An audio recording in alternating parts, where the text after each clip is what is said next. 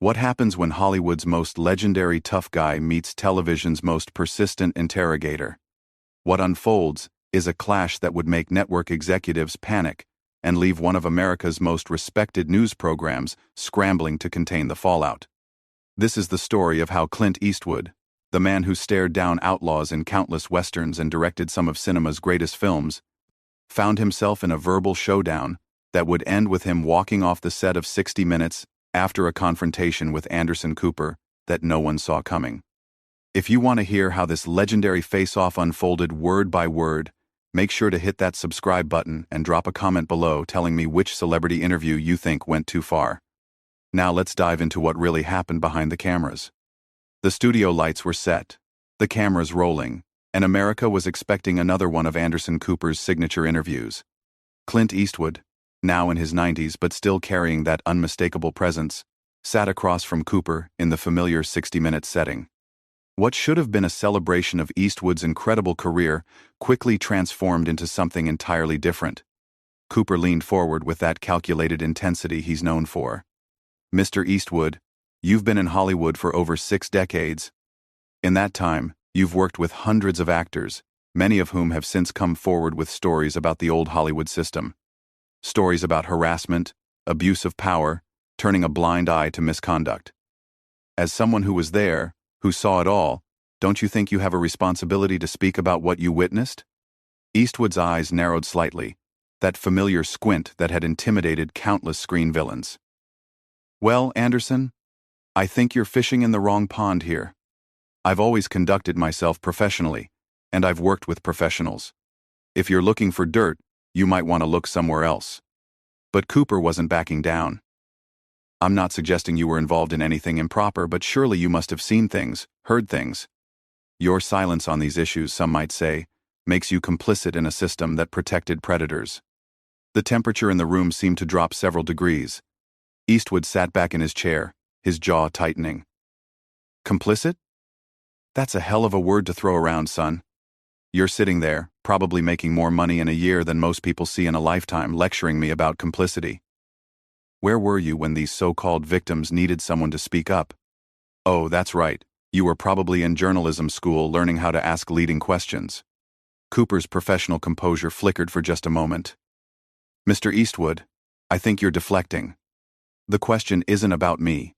It's about accountability in an industry that has a documented history of protecting powerful men while silencing victims." "Deflecting?" Eastwood's voice carried that dangerous quiet tone that anyone who'd watched his movies would recognize. "Let me tell you something about accountability, Anderson. I've been making movies for longer than you've been alive. I've employed thousands of people, created jobs, told stories that mattered. What have you done besides sit behind a desk and pick at other people's lives like some kind of vulture?" The veteran journalist pressed on, seemingly oblivious to the growing tension. "With respect, Mr. Eastwood, making movies doesn't excuse anyone from moral responsibility. We're talking about a culture where women and young actors were routinely exploited, and established figures like yourself had the power to change things but chose silence instead." Eastwood leaned forward now, his presence filling the frame. "Chose silence? Boy, you don't know what the hell you're talking about. I've treated every person on my sets with respect, regardless of their gender, their age, or their position. I've given chances to actors who nobody else would touch, directors who were blacklisted, writers who couldn't get their scripts read. But I suppose that doesn't fit your narrative, does it? But surely you're aware that many of your contemporaries have been accused of serious misconduct. Directors you've worked with, producers who financed your films. Are you saying you had no idea what was happening?" The legendary director's hands gripped the arms of his chair. "What I'm saying is that you're trying to paint me with a brush that doesn't belong to me. You want to talk about misconduct? Let's talk about what you're doing right now, sitting there trying to manufacture a scandal where none exists. You come here with your preconceived notions, your gotcha questions, thinking you can trap me into saying something that'll make headlines for your show." Cooper straightened in his chair, his voice taking on a sharper edge. "Mr. Eastwood, these aren't gotcha questions. These are legitimate inquiries about serious allegations that have rocked the entertainment industry. The public has a right to know where prominent figures like yourself stood during these times. The public has a right? Eastwood's laugh was humorless. The public has a right to watch my movies or not watch them. They have a right to their opinions. What they don't have is the right to demand that I apologize for crimes I didn't commit or confess to knowledge I don't have, and neither do you. The interview was clearly going off the rails, but Cooper seemed determined to push forward. I'm not asking you to apologize for crimes you didn't commit. I'm asking about the culture of silence that allowed these crimes to happen. As someone with influence and power in Hollywood, don't you feel any responsibility for that culture? Eastwood's famous composure was beginning to crack. Culture of silence? The only culture of silence I see is the one where people like you get to assassinate someone's character on national television and call it journalism. You sit there throwing around words like complicit and responsibility like you're some kind of moral authority, but what gives you that right? Cooper's jaw tightened at the challenge, and for the first time in the interview, his mask of professional objectivity began to slip. What gives me the right? I'm a journalist, Mr. Eastwood. It's my job to ask difficult questions, to hold public figures accountable. That's what journalism is. Journalism? Eastwood's voice dripped with disdain. Is that what you call this ambush? You invited me here, under the pretense of discussing my career, my films, my legacy. Instead, you're trying to make me the villain in some story you've already written in your head. That's not journalism. That's a hit job. Cooper leaned back slightly, but his eyes remained fixed on Eastwood. A hit job? Mr. Eastwood, I've asked you straightforward questions about serious issues in your industry. If you're uncomfortable answering them, perhaps that says something about your position on these matters. Uncomfortable? Eastwood's laugh was bitter. Son, I've faced down studio executives, union bosses, and critics who could end careers with a word. You think a pampered news anchor is going to make me uncomfortable? What makes me uncomfortable is watching someone abuse their platform to grandstand and virtue signal while contributing nothing of value to the world. The accusation hit Cooper like a physical blow. His professional demeanor cracked further. Contributing nothing of value? I've reported from war zones, covered natural disasters, exposed corruption in government and business. I've risked my life to bring important stories to the American people. And I'm sure your mother's very proud, Eastwood shot back. But what you're doing right now isn't exposing corruption or bringing important stories to light. You're trying to create a story where none exists. You're trying to turn me into your next scandal, because that's what sells, isn't it? Controversy gets ratings. Cooper's face flushed slightly. That's completely unfair, and you know it. 60 Minutes has a reputation built on integrity, on asking the hard questions that other programs won't ask. Integrity? Eastwood's voice rose for the first time. Where's the integrity in trying to trap an old man with loaded questions? Where's the integrity in implying guilt by association? You want to talk about the culture that protected predators? Let's talk about the culture that allows so-called journalists to destroy reputations based on innuendo and guilt by association. Cooper straightened in his chair, his voice becoming more defensive. I haven't destroyed anyone's reputation. I've asked legitimate questions about a serious issue that affects countless victims. If you can't handle tough questions about your industry, maybe you shouldn't have agreed to do this interview. Handle tough questions? Eastwood's eyes blazed. Boy, I've been handling tough questions since before you were born. The difference is the tough questions I've faced were about my work, my art, my choices as a filmmaker and actor. What you're doing is character assassination dressed up as journalism. The veteran journalist tried to regain his footing. Mr. Eastwood, with all due respect, asking about your awareness of widespread problems in your industry isn't character assassination.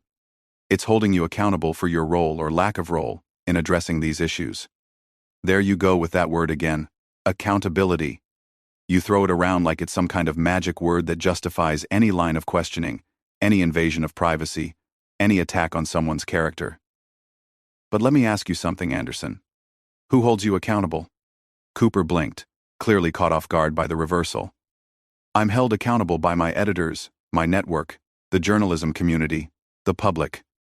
The journalism community? Eastwood's voice was cutting. You mean the same community that spent years ignoring the very stories you're now using to attack me? The same community that was too busy cozying up to Hollywood elite to notice what was supposedly happening right under their noses? That journalism community? The attack clearly stung. Cooper's composed facade was crumbling rapidly. That's not fair. Journalism has evolved. We've learned from past mistakes. We're doing better now at giving voice to victims, at challenging power structures. Evolved? Eastwood leaned forward aggressively.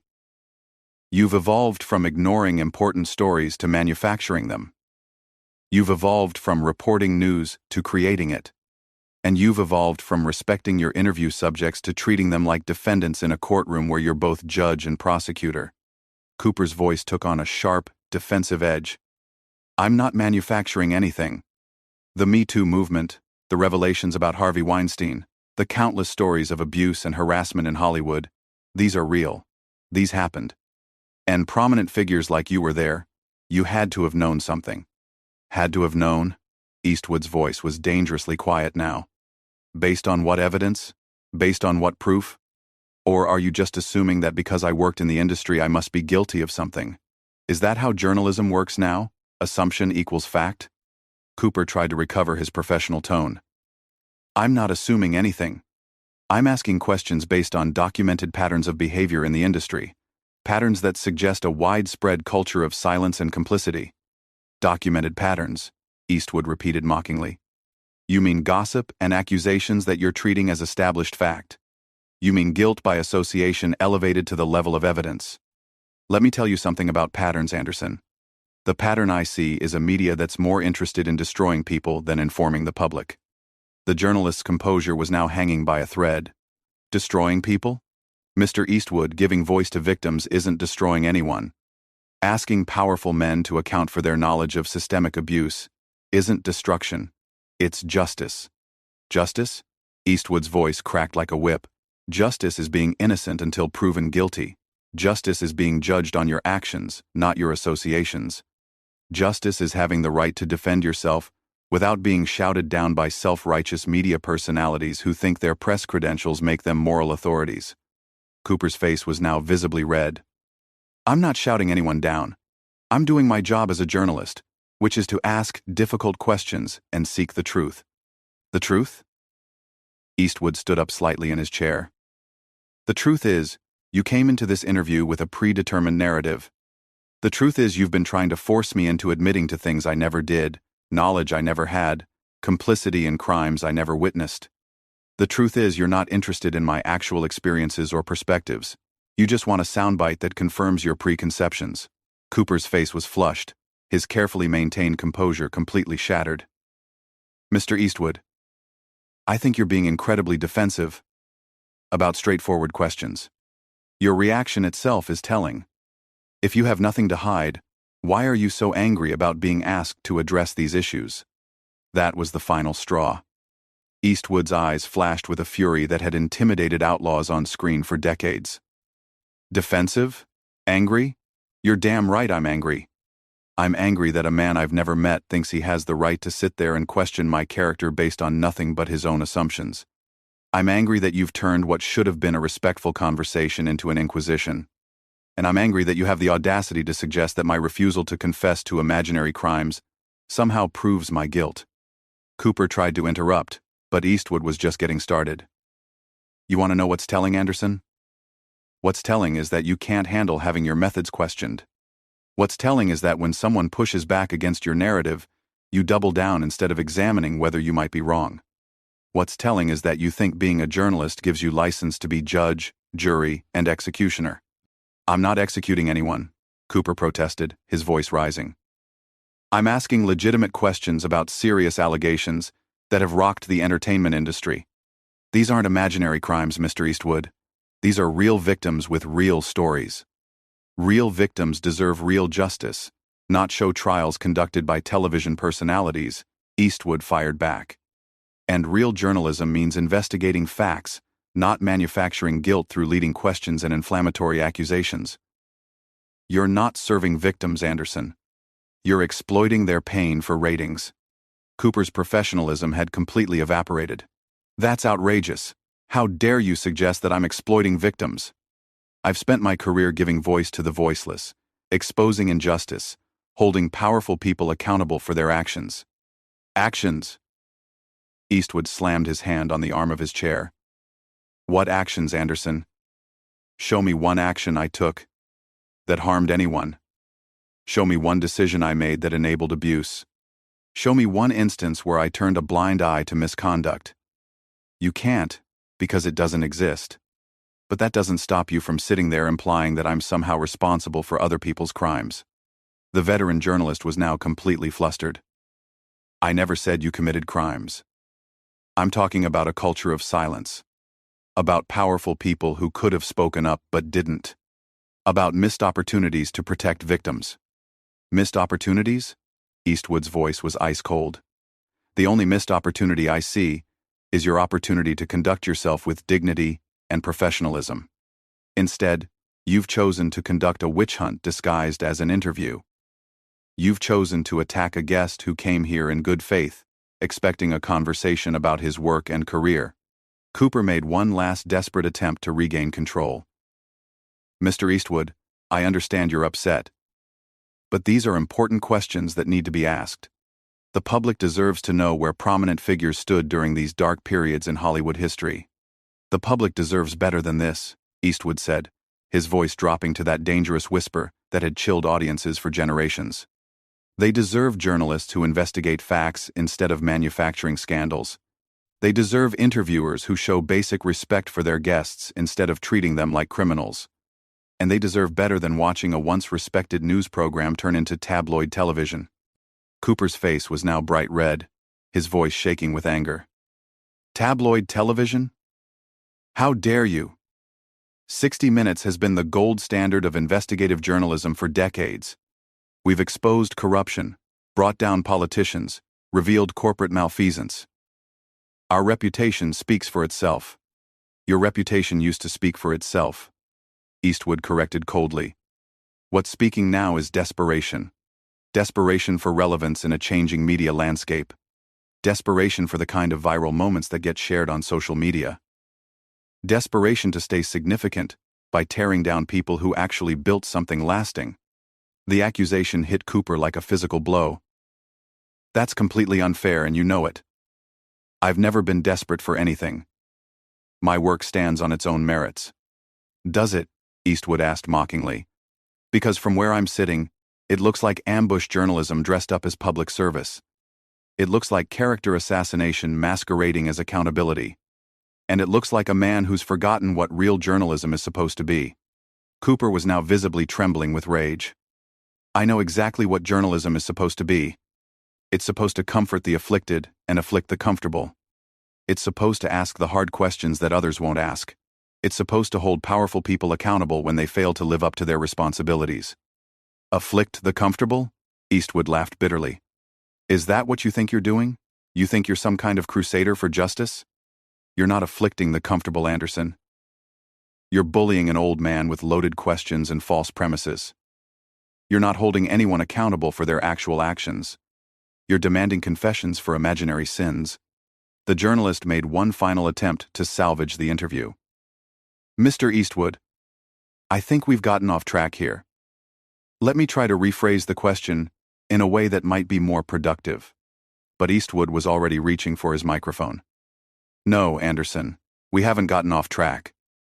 This is exactly where you wanted this conversation to go from the moment you sat down. You wanted confrontation. You wanted controversy.